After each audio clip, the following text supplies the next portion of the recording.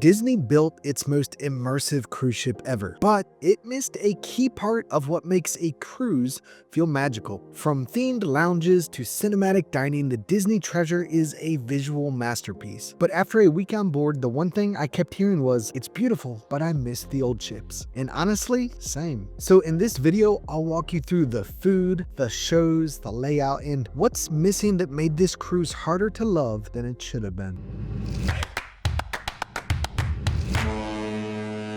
Hey y'all, I'm Evan with Family at Sea, where we help make every cruise unforgettable. Today we're talking about the Disney Treasure, Disney's newest and most immersive ship to date. It's got haunted mansion bars, Coco dinner shows, jungle cruise lounges, and it's being praised as a massive upgrade from the Wish. But after spending a full week on board, we started to realize that not everything lives up to the hype. Some things blew us away, but others felt oddly familiar in all the wrong ways. So in this video, I'll break down whether Disney actually fixed what didn't work on the Wish or just distracted us with better theming, if the Treasure is truly worth the price, or if you're mostly paying for the Disney name, and who is this ship really designed for, so you can decide if it's the right fit for your next cruise. If you've been wondering whether Disney finally struck gold with the Treasure or if it's still buried under the same old problems, you're in the right place. If you're ready, I am. Let's go. Before I continue, if you were thinking about booking a cruise, whether it's on the Disney Treasure or any other ship, my friends at Cruises It can help you get the best possible deal. They have access to exclusive rates, industry best perks, and discounts you don't find anywhere else. Plus, their cruise fare watch system tracks price drops until final payment, so you never overpay. To book your dream cruise at the guaranteed best price, click the link in the description below to get started. And if you love cruising and want to make sure you always get the best experience, hit that like button and subscribe. It helps make sure you get more tips, honest reviews, and cruise insights to help you plan the perfect trip. I've got some really great content I'll be sharing soon, and you're not going to want to miss it.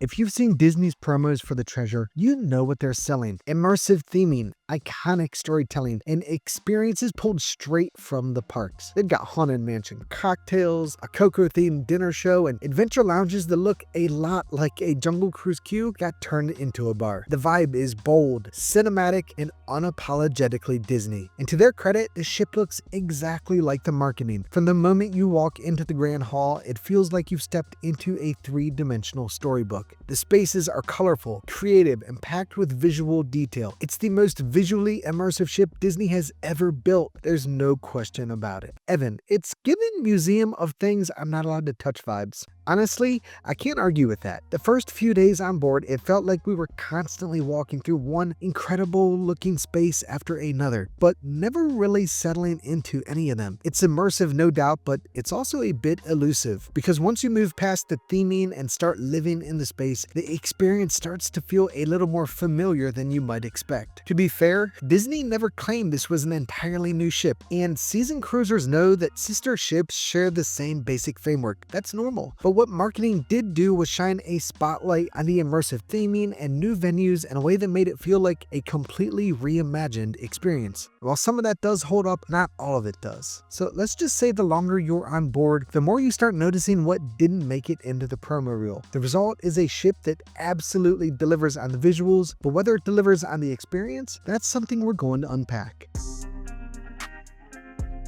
If there's one thing Disney consistently gets right at sea, it's their shows. And Beauty and the Beast is the crown jewel here. This isn't just cruise ship good, it's legitimately good. The set transitions are clever, the staging is dynamic, and the performances land emotionally without leaning on gimmicks. It's easily the strongest production on the Treasure and arguably the best show in the entire Disney fleet. Moana brings a ton of heart and plenty of energy. While it may not be on the same level theatrically, it's still a big win for families. Kids will love it, and the staging keeps things moving fast enough that adults won't mind sitting through it twice. Dining also feels more purposeful this time around. Plaza de Coco is a clear evolution from the awkward dinner-themed hybrid of Arendelle on the Wish. The mariachi band adds life without overwhelming conversation. The story develops across 2 nights, and the atmosphere is festive without feeling overproduced. It's not fine dining, but it's engaging, and that counts for a lot on a family cruise. cruise. The Haunted Mansion Parlor is one of the most talked about venues on the ship, and for good reason. Where the Hyperspace Lounge on the Wish felt sterile and disconnected, this space delivers full-on personality. The lighting shifts as the night goes on, strange audio cues and visuals trigger just often enough to keep you on edge, and the cocktails are creative without trying too hard. Even the cast members feel like part of the show, slipping into the Haunted Mansion lore with deadpan delivery that fits the tone perfectly. It's quirky, but it's confident, and that's what Hyperspace never figured out. Skipper Society plays a quieter role but still adds value. Live music in the evenings, trivia, and characters during the day, and enough nods to Jungle Cruise humor to keep it light without feeling like a parody. It's one of the few venues that adapts well to different energy levels without needing to be rethemed halfway through the day. Stateroom design deserves a nod too. We stayed in an interior room this time, so we didn't get to experience one of the split bath setups Disney is known for, but those are still available in the higher categories and remain one of the smartest family-friendly features at sea. Even in our more basic cabin, the layout made sense. The storage was thoughtful and it felt polished but not stripped down. Okay, Evan, this all sounds amazing. Why didn't they just do more of this? That's exactly the question. When Disney leans into what it does best, rich theming, interactive storytelling, and genuine hospitality, they're untouchable. So why not double down? The new version of Aquamouse Curse of the Golden Egg is another example of a small but meaningful upgrade. It's not a thrill ride by any stretch, but the animation is sharper, the pacing feels better, and the story plays out more clearly than the first version. Kids will want to ride it again and again, and parents probably won't mind either. The Quiet Cove adults only area hasn't changed since the Wish. It's the same loungers, the same infinity edge, and the same layout, but it also still works. The energy is calm, the views are incredible, and sometimes that's all you need. It's one of the few places on the ship where you can genuinely decompress without distraction. And no review of any Disney ship would ever be complete without commenting on just how amazing their kids clubs are, and the Treasure absolutely delivers. The Oceaneer Club for ages 3 to 10 is massive, wildly imaginative, and packed with themed spaces that make it feel more like a mini theme park than a kids club. Both our kids loved it, but what really stood out was discovering midway through the cruise that our daughter, who's still 10, could sign into Edge, the tween space for ages 11 to 14, with a quick parental waiver. That shift gave her a little more independence and a big sense of ownership. She made friends, she explored on her own. We got to watch her step into that in-between stage where cruise experience becomes just as much about freedom as it is about fun. There's also Vibe, the teen hangout for ages 14 to 17, which looked just as thoughtfully designed, even though we didn't have anyone in that age group. Together, these spaces are a reminder that Disney doesn't just tolerate kids on board, they build the ship around them. Service rounds it all out, whether it's a stateroom attendant remembering your schedule or a dining server pulling off magic tricks mid-meal. There's still something uniquely consistent about the way Disney cast members make you feel. Not every interaction is perfect, but the intent is always clear, and when it clicks, it makes a big impact. So no, the Treasure doesn't reinvent the wheel, but in the moments where it leans into what Disney does best, it reminds you exactly why people come back time after time.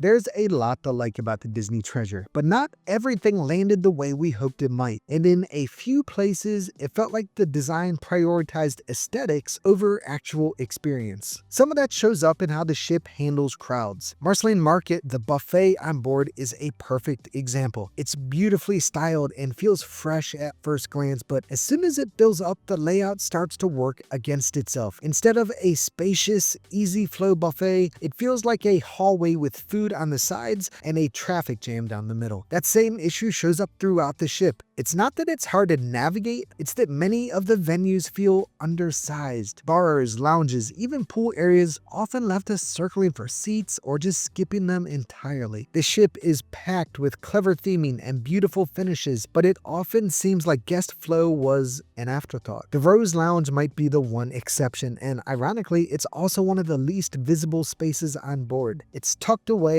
barely mentioned in the daily schedule. We talked to several guests who didn't even realize it existed even after 7 days on board. But because of that, it became a quiet escape when everything else felt chaotic. A hidden gem, yes, but it's buried so deep in the layout, most guests never even knew to look for it. The Quiet Cove area is another area that looks great in photos but doesn't really hold up in practice. There's only one hot tub, a tiny infinity pool that's more aesthetic than functional, and two awkward lounger tubs that barely hold enough water to wet your ankles. It's not a bad space, but it feels underbuilt for the number of adults on board who just want a break from the chaos elsewhere. We considered buying a pass for the Rainforest Room, their thermal spa on board, but after touring it, we decided it wasn't worth nearly $800 for the two of us. The indoor space felt cramped and lacked the calming atmosphere we've come to expect from thermal spas on other cruise ships. The outdoor area had a number of lounge chairs and a hot tub, and while it's technically outside with high walls and no clear sightline to the ocean, it may as well be indoors. And for a thermal spa that costs double what it does on many other cruise lines, it just didn't deliver. Then there's the overall feel of the ship, and this is where things started to break down. Not in a dramatic way, but in a subtle, hard to shake sense of disconnection. Disney is known for its storytelling, but the Treasure doesn't feel like one unified story. It feels like a collage of branded experiences without anything to really tie them together. Each venue works in its own bubble, but taken as a whole, the ship lacks a central identity. It's beautifully themed, it's expertly built, but it's lacking the soul found on older Disney ships. Wait, Evan,